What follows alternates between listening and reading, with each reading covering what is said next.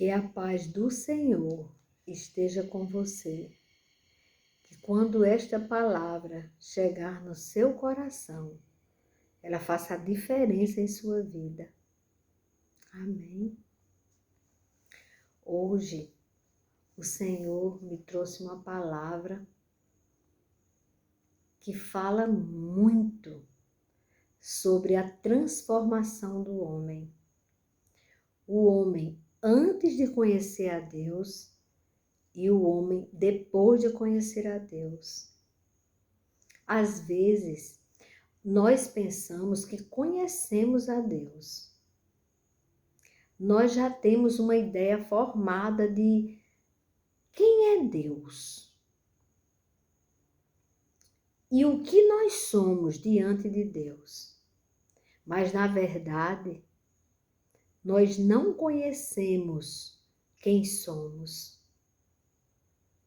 E conhecer a Deus, Ele é tão infinito que nós passaremos toda a eternidade conhecendo a Deus, nos surpreendendo com o amor de Deus.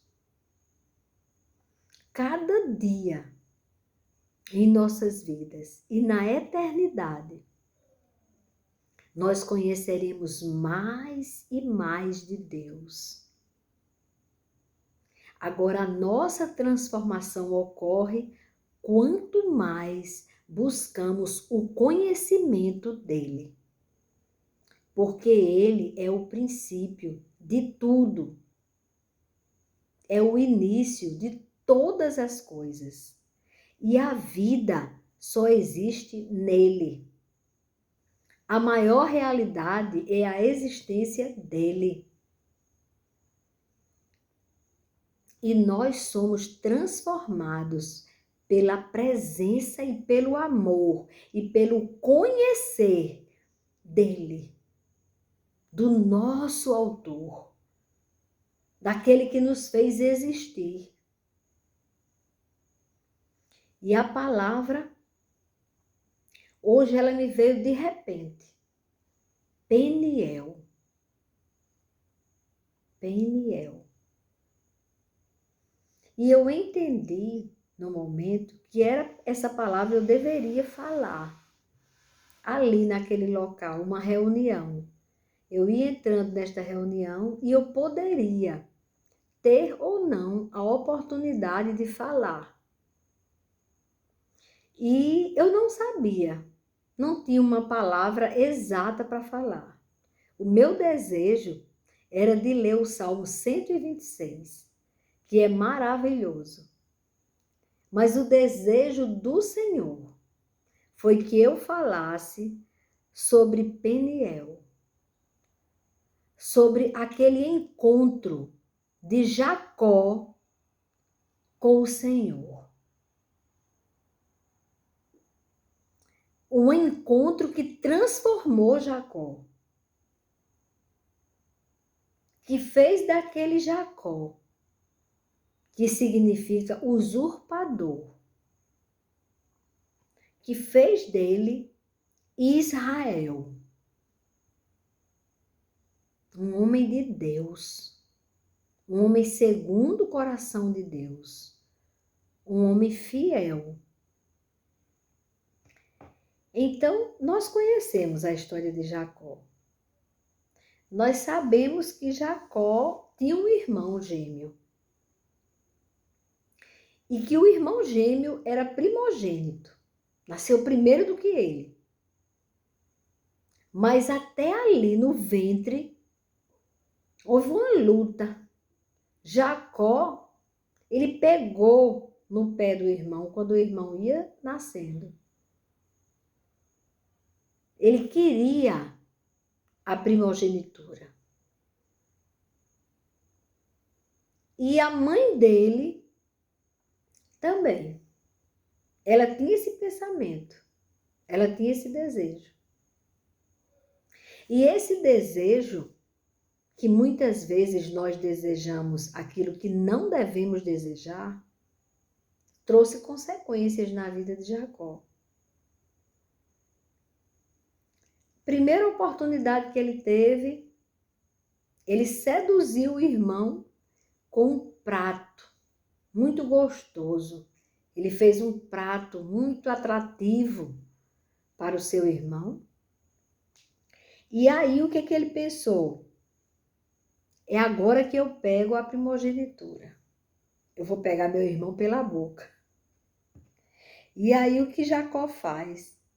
Ele engana Esaú, o seu irmão. Ele engana. Ele aproveita aquele momento da necessidade, da fome que seu irmão estava sentindo. E aí ele pede que ele troque. E o irmão aceita.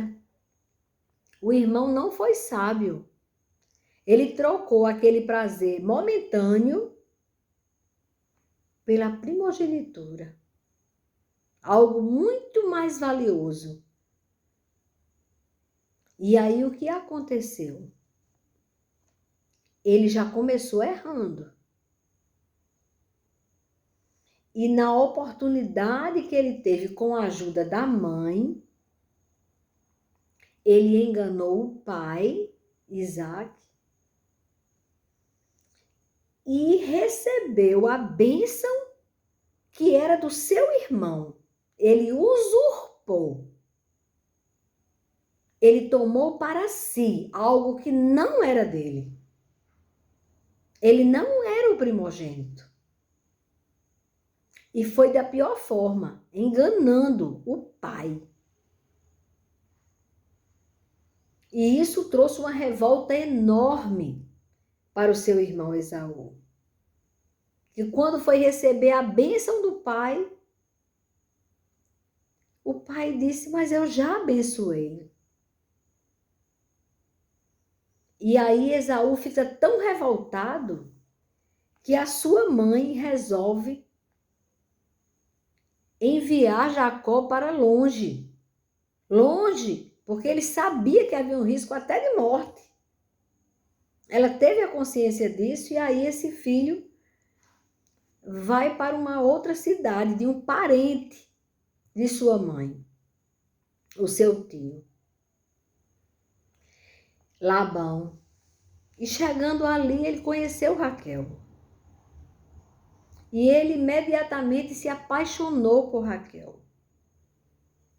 E ele pediu a autorização de casar com Raquel. Labão disse, você terá que trabalhar 7 anos para mim, para que eu dê a mão da minha filha, para que ela seja sua esposa. E Jacó trabalhou 7 anos. E alcançado o tempo, ele casa. Mas ele é enganado. Ele é enganado pelo sogro e tio. Labão enganou Jacó e colocou Lia nas núpcias. E aí, quando o dia amanheceu, Jacó entendeu que não só ele era usurpador, mas o seu sogro também. Então, muitas vezes nós fazemos coisas que depois que acontece a mesma coisa, experimentamos do mesmo sofrimento que causamos, ficamos surpresos. E Jacó foi tirar satisfações. E Labão arranjou logo uma solução. Trabalhe mais 7 anos que eu te darei Raquel. E ele trabalhou mais 7 anos. Mas aqui na palavra de Deus, no livro de Gênesis, no capítulo 32, ele fala que havia em Jacó a necessidade de voltar à família, se reconciliar com o irmão. Ele tinha uma dívida. E eu acho que os 7 anos que ele passou para casar com Raquel já casado com Lia, ele passou pensando no que ele fez com o irmão. Porque ele sentiu o desejo de voltar. E Deus o conduziu para isso. E ao sair daquele lugar, quando ele já estava a caminho, enviando presentes para Esaú, ele enviava na frente presentes para o irmão, para que o irmão, quando o recebesse, não o matasse. Ele separou o povo que ele levou, as duas esposas e os filhos, e os servos, e os bens que Deus permitiu que ele conquistasse naquele tempo de trabalho. E quando ele chega, ele envia presentes, ele divide o grupo, porque ele disse, se ele matar um grupo, pelo menos sobrevive outro grupo. E ali ele teve muitas preocupações, muitos medos. O medo invadia. De repente ele toma conhecimento que o irmão dele vinha ao encontro dele com 400 homens. E ele temeu. E foi nesse momento do medo que ele recorreu ao Senhor. Jacó orou. O versículo 9 diz, e Jacó orou, do capítulo 32 de Gênesis. E ele disse assim, Deus de meu pai Abraão e Deus de meu pai Isaque, ó Senhor, que me disseste, volte para a sua terra e para a sua parentela, e eu farei bem a você. Deus colocou isso no coração dele. Sou indigno, ele reconhece as suas fraquezas. Ele sabia que não era digno. Ele disse, sou indigno de todas as misericórdias e de toda a fidelidade que tens usado para com teu servo. Ele reconhece que Deus é fiel e que ele não era digno da misericórdia e da fidelidade de Deus. Ele disse, pois com apenas o meu cajado atravessei este Jordão, já agora sou 2 grupos. Livra-me das mãos de meu irmão Esaú, porque temo que ele venha e ataque a mim e as mães com os filhos. Pois tu disseste, certamente serei bondoso com você, e lhe darei uma descendência como a areia do mar, e de tão numerosa não se pode contar. Depois de passar ali aquela noite, Jacó separou do que tinha consigo um presente para o seu irmão Esaú. E aí ele foi e continuou preparando presentes. Vão à minha frente e deixem espaço entre rebanho e rebanho, para que quando houvesse ataque ele não perdesse tudo. Ele temia o ataque do irmão e dos 400 homens que vinham com o irmão. Jacó ordenou também ao segundo homem, ao terceiro e a todos os que vinham conduzindo os rebanhos que ele estava dando de presente ao irmão. E assim que vocês devem falar com Esaú, quando se encontrarem com ele. Também dirão, eis que o seu servo Jacó, olhe como ele pediu que os servos dele se dirigissem a Esaú, seu irmão, que chamasse Jacó de servo de Esaú. Eis que o seu servo Jacó vem vindo atrás de nós, porque Jacó pensava assim, eu o aplacarei com presente que me antecede. Ele ainda era aquele usurpador, com táticas para enganar. É muito grave isso. A pessoa ser dissimulada. A pessoa tentar enganar, seduzir a outra pessoa que está tão bem intencionada. Às vezes o homem age assim.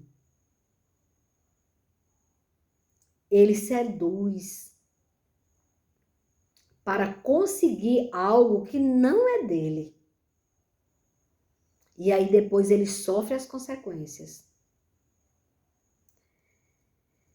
E aí ele vai, e assim ele mandou os presentes à sua frente. Ele, porém, ficou aquela noite no acampamento. E naquela mesma noite, Jacó se levantou, tomou suas 2 mulheres, suas 2 servas e seus 11 filhos e transpôs o val do Jaboque. Reuniu todos e fez com que passassem o ribeiro. Despediu a família para um lugar seguro. Também fez passar tudo o que lhe pertencia. Mas ele ficou. Ele fez com que ele despediu eles, fez com que eles seguissem. Mas ele permaneceu só. Ele ficou sozinho.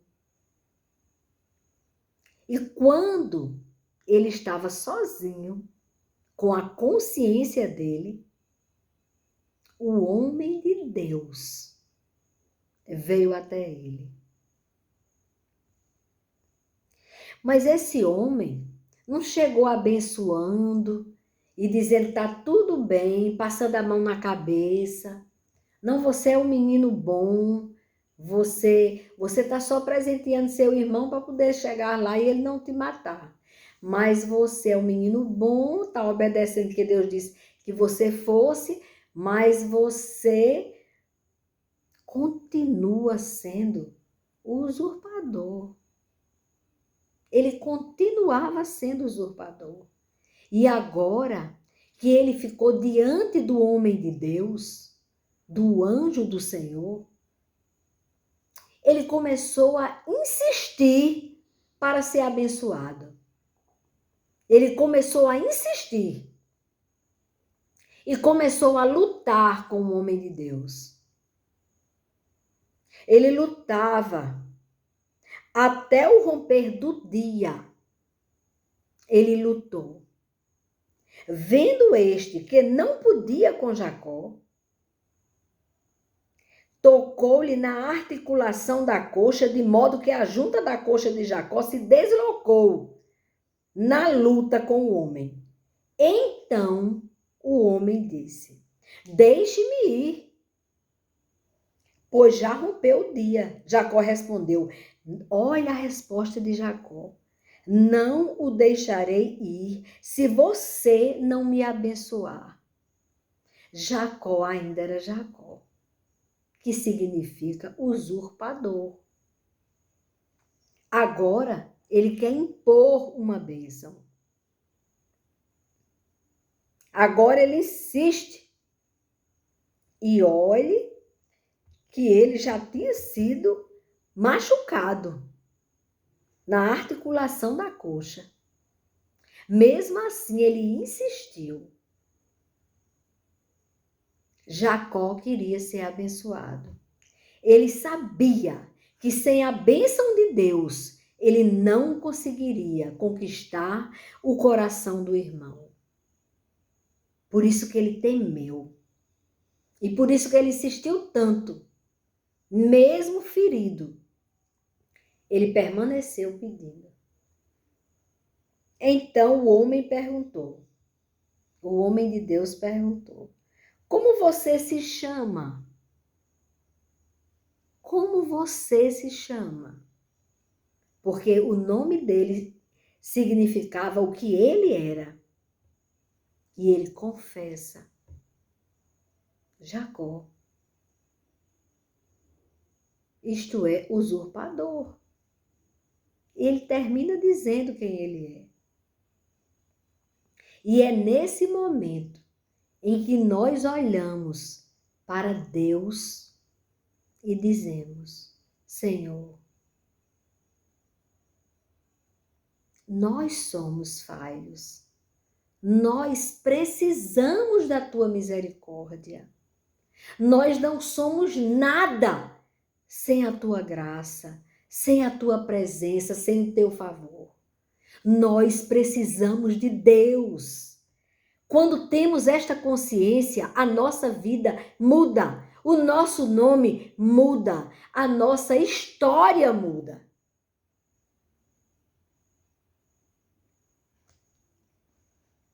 E quando Jacó confessa, para de enganar, diz quem ele é, a história muda. Porque o anjo disse: seu nome não será mais Jacó. Você não será mais usurpador. Você falou a verdade. Você confessou quem você é. E sim, ou seja, você não será mais Jacó, e sim Israel. Israel, o homem de Deus, o homem segundo o coração de Deus, um homem íntegro, que não engana, que não manipula pessoas. Um homem segundo o coração de Deus. E se não formos homens segundo o coração de Deus, não alcançaremos a vida eterna. Precisamos confessar a Deus os nossos pecados, as nossas fraquezas, para que alcancemos a herança que foi paga com alto preço na cruz do Calvário. Foi o sangue de Jesus derramado por você e por mim. Nunca esqueça disso.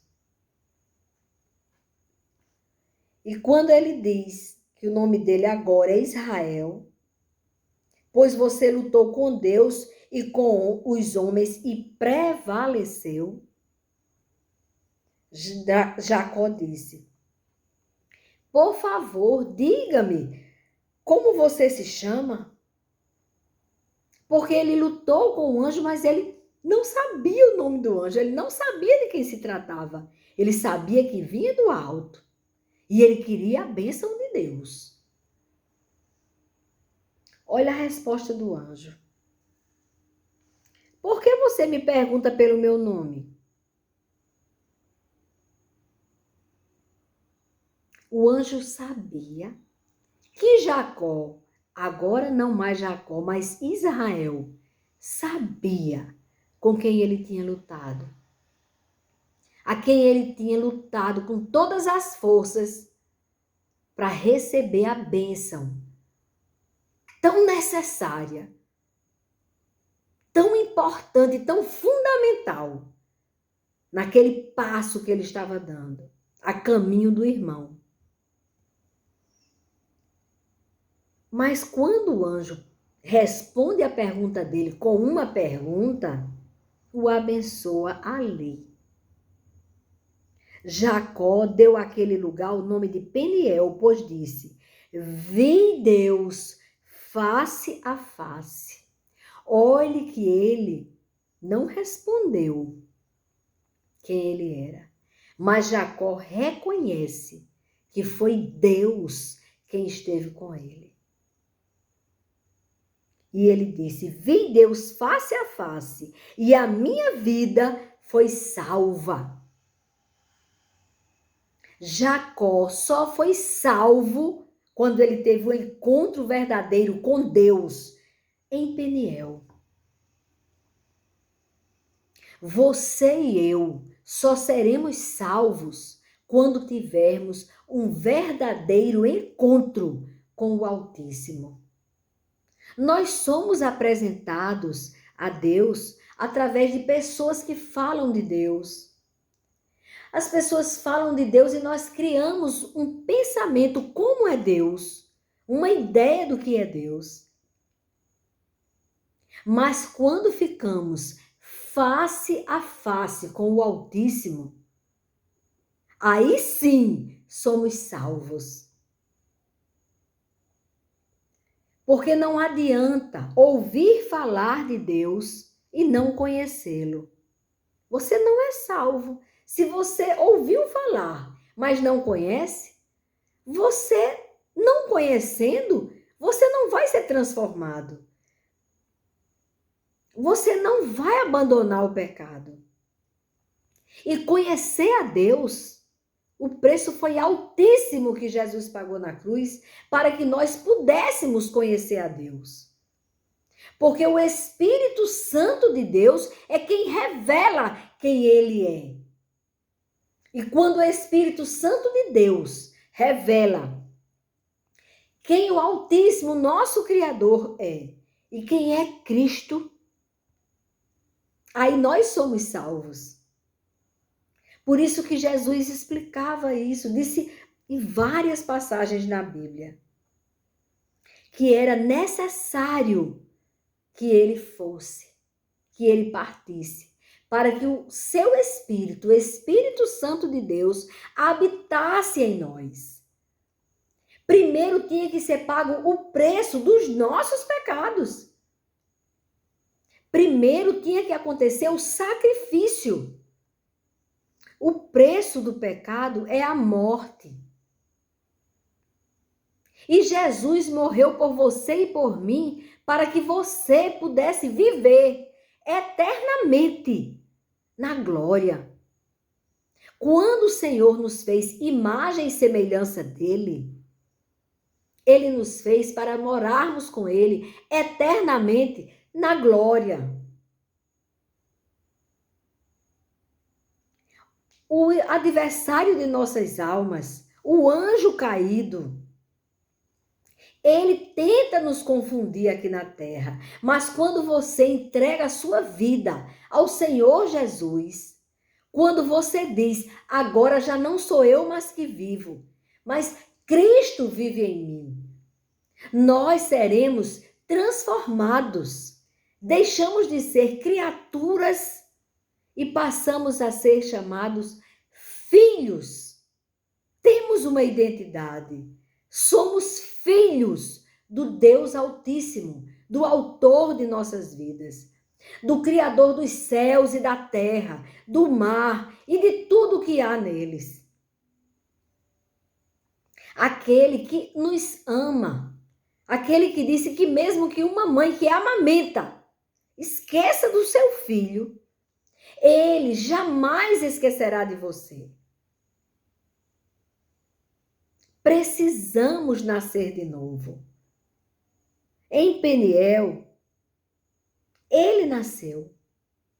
Morre Jacó e nasce Israel. Para termos a vida eterna, temos que deixar que o nosso eu morra. Porque a semente, para dar frutos, ela precisa ser sepultada. Ela precisa morrer. Que aí ela vai se tornar numa árvore. E vai dar frutos. E não só isso. Ela dará sombra. Porque transborda o amor de Deus. E você vai dar alívio, refrigério para as almas perdidas. Para as pessoas que estão caminhando a passos largos para a morte eterna. Por isso que Jesus diz, ide ao mundo e pregai o evangelho, a palavra da vida, a toda criatura. Nós temos obrigação, nós que somos transformados por Deus, que quando confiamos a nossa vida a Ele, nós não vivemos pelo nosso querer. E deixa eu te dizer, quando você faz a sua vontade ficar subjugada à vontade do Senhor de sua vida, do autor de sua vida, daquele que tem o controle sobre Cada dia que você tem aqui na terra, Ele tem contado os dias. Ele tem tudo escrito a seu respeito quando você ainda estava informe no ventre da sua mãe.